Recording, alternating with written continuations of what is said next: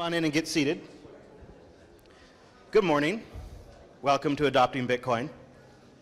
I am the Bitcoin Dad of the Bitcoin Dad Pod, and my co-host Chris and I will be emceeing the Galoy stage.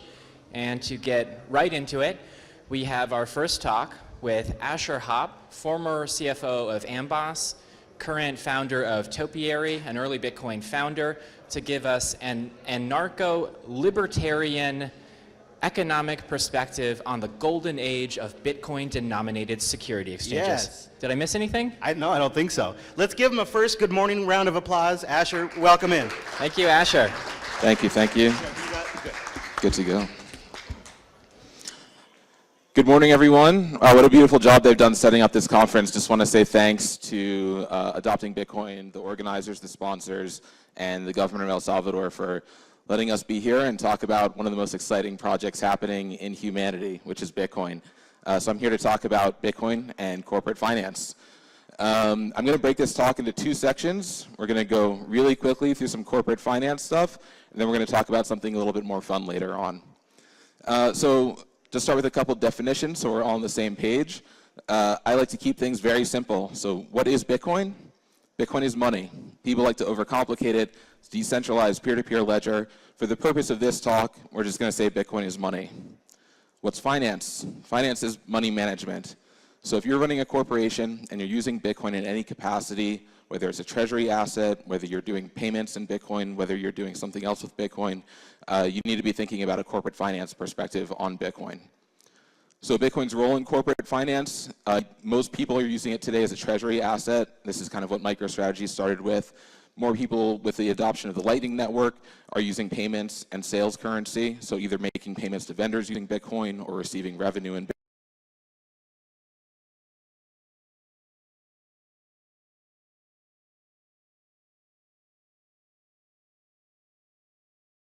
Bitcoin. And people are also using it as collateral, whether it's for debts, whether it's for lines of credit, something else. Those are all kind of corporate finance functions of Bitcoin. So from a corporate finance perspective, what can you really do with Bitcoin? The thing you can do is you can use derivatives. There's a bunch of different kinds of derivatives in the world. There's options, there's futures, there's swaps, there's contract for differences. You may have heard of some of these or use them, but they all have the same basic function, which is to manage risk. So if you have too much Bitcoin in your balance sheet, or maybe you have too much fiat on your balance sheet, or maybe you work in 10 different countries, you have 10 different kinds of currency. Coca-Cola is a great example. It's a corporation, they operated in like 198 different countries. They have more than 100 currencies they operate in. How do they manage their currency exposure with all of that? They use derivatives. Derivatives are an amazing tool to manage multiple currencies at your treasury. If you're in the United States, you can ask an advisor, like a commodities advisor, to help out with these kinds of programs. If you're in another country, like El Salvador, where Bitcoin is currency, it's more of an FX thing. But anyways, if you're an entrepreneur or you have a business entity that's using Bitcoin, you should be thinking about this if you're using multiple currencies. So you can manage multiple currency risks. You can also protect contract values. So something that I'm doing personally in my business that's really interesting is I'm able to offer contracts to people where we have, let's say, a contract where there's going to be a payment made in 6 months for some work that's being done. I can offer to my employee or my contractor a deal where I can say, I'll give you the higher of two values. I can either give you 10 million sats or $3,000, whichever one you prefer. Whichever one's going to be higher at 6 months when the payment is due. You can construct those kind of contracts using derivatives and make sure that you don't have any exposure to Bitcoin price fluctuations. You can also optimize your treasury allocations. So maybe you work at a large firm, you have a bunch of different assets, you have a bunch of different cash flows coming in at different times, and your CEO or your board says, we want to make sure we always have 30% allocated to Bitcoin, 70% dollars. Using derivatives is another great tool to accomplish that. So with that being said, let's move on to something a little bit less dry, equity markets. So equity markets that you guys might know of are NASDAQ, S&P 500, New York Stock Exchange. What is an equity market? Again, let's just keep things really simple. A market is a place where buyers and sellers meet, and equity is shares of a company, so stock. The history of equities is actually really interesting. It goes back much further than most people know. In 1750 BC, the Code of Hammurabi actually was kind of the first equities market. There were rules set out, there were regulations around what was a stock, how were people paid back. The other really interesting part of stock history was in the mid-15th century. The Amsterdam Stock Exchange, which is one of the oldest operating stock exchanges, listed the East India stock, the East India Company. That was the first publicly traded stock. All this was done on the gold and silver standard. 1913, we have the Federal Reserve Act. We kind of moved to fiat currency. Now we're in this really weird time. It's in the 3,000-year-old history of stocks and equities markets. We've only had 100 years of fiat. So that's something new. But there's a forgotten chapter in Bitcoin's history. From 2011 to 2016-ish, there was actually a Bitcoin standard for stock exchanges. There were a bunch of entrepreneurs who got together on Bitcoin Talk forum in 2010 and started talking about, hey, if Bitcoin's going to be the new currency of the world, how are corporations going to raise money? How are investors going to invest using this new currency? So they got together on this forum. They started formulating some ideas, and they came up with a few advantages of this kind of structure. You could use hard money as the asset. You could be decentralized. You wouldn't need bank accounts to be an investor. And you could also have instant or near instant settlement depending on block times and wait fees, and maybe you're using Lightning or Liquid, so it could be faster. There are some disadvantages. There's less investor protection, which inevitably leads to more corruption. So the nice thing about investing in a stock on the NASDAQ is you have certain assurances around auditing, and if the company becomes criminals, you have law enforcement to help you out.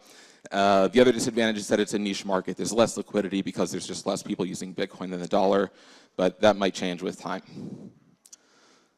So there were a bunch of people that got together and did this. The biggest one was called MPEx. It was created by a Romanian guy named Marius Popescu, who allegedly died some years back. At one point, he claimed to have more than 1 million Bitcoin, so quite an interesting character. The biggest company that was listed on MPEx was called Satoshi Dice. It was a gambling website created by an early Bitcoiner named Eric Voorhees. At the peak, among all the Bitcoin stock exchanges, there was more than 1 million Bitcoin in market cap, and they paid out more than 100,000 Bitcoin in dividends, which is actually an enormous amount if you think about it. There were more than 100,000 trades. It could be actually a lot more than that. It's kind of hard to go back into the archives and see what the traffic was on all these websites, but that's what I came up with in my research. So this is an example. This is the exchange MPEx. This was their homepage. You can see it was pretty basic. These people were not expert web designers. Here's the Satoshi Dice stock you can see, some other ones that they had listed. And that's what the platform looked like. And you would just click on there, you would get an invoice, and you could buy whatever stock you wanted with Bitcoin.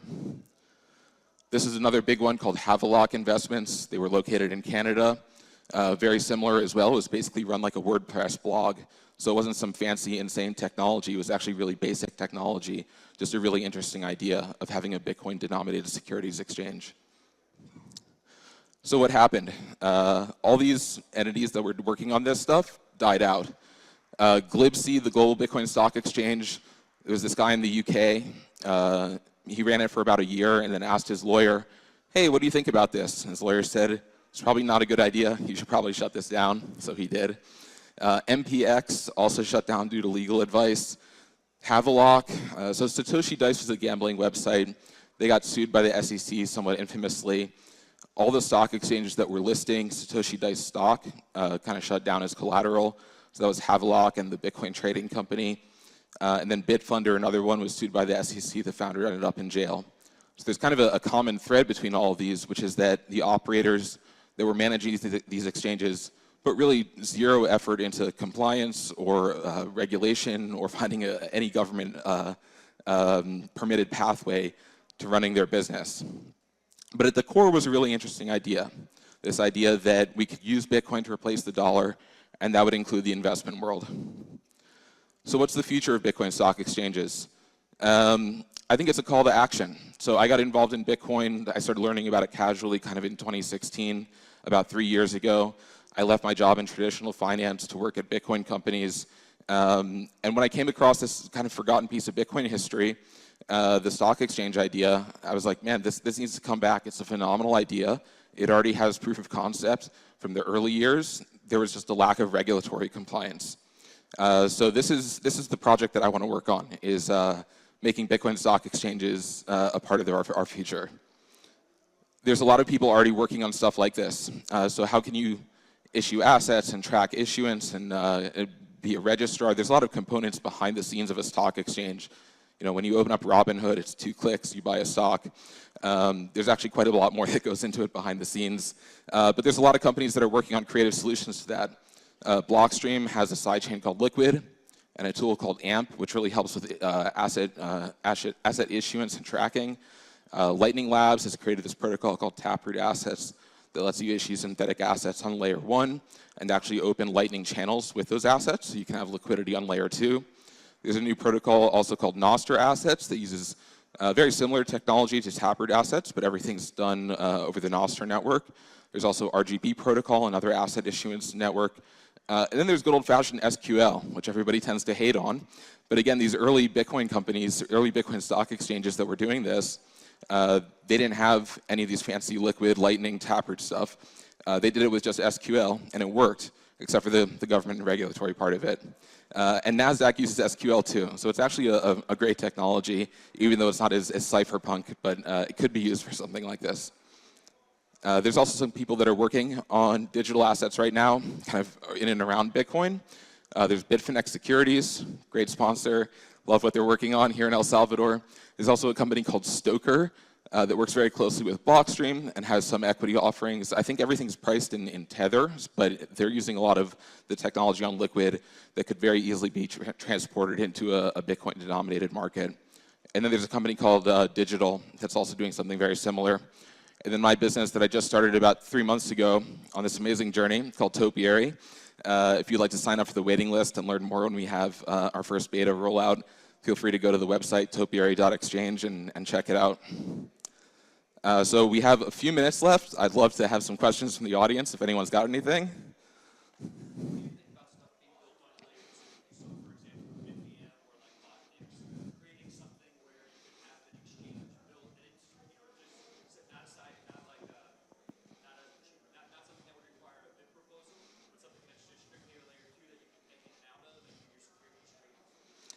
I think that's sorry, the question, if anyone didn't hear, was, what's the application for layer 2 technologies that don't need a BIP for building something like a Bitcoin stock exchange, if I got that close to right. So I think that's super important. So Robin's proposal in particular, BitVM, is very exciting. I think it's still in its very early stages. A good friend of mine, Super Testnet, is building some really cool early use cases for it, but I don't think it's mature enough to know if we can actually build something this complex on top of it. And you also still have the limitations with layer 1 scaling in some aspects of it. Other layer 2 solutions are really exciting. As I mentioned, Liquid is a really exciting piece of technology that Blockstream maintains and puts a lot of resources into. Taproot Assets and the stuff Lightning Labs is working on, also very good stuff. So I think those are probably the most likely candidates for how Bitcoin-denominated securities will be done in the future. We've got time for 2 questions. That's it? No question. Oh, here we go.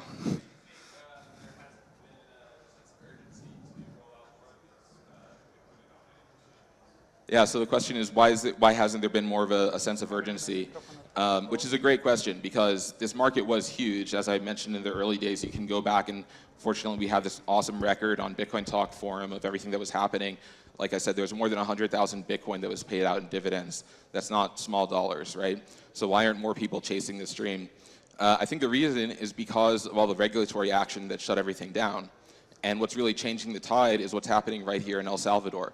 For the first time, we have a government that's supporting Bitcoin, that wants to work with entrepreneurs, that has kind of a bottom-up approach to regulation and compliance, versus the SEC, which is like, we have a square hole, and if you're a round peg, you can't be here. It's not going to work. Right? So the thing that's different now that we didn't have in 2011 to 2016 is El Salvador.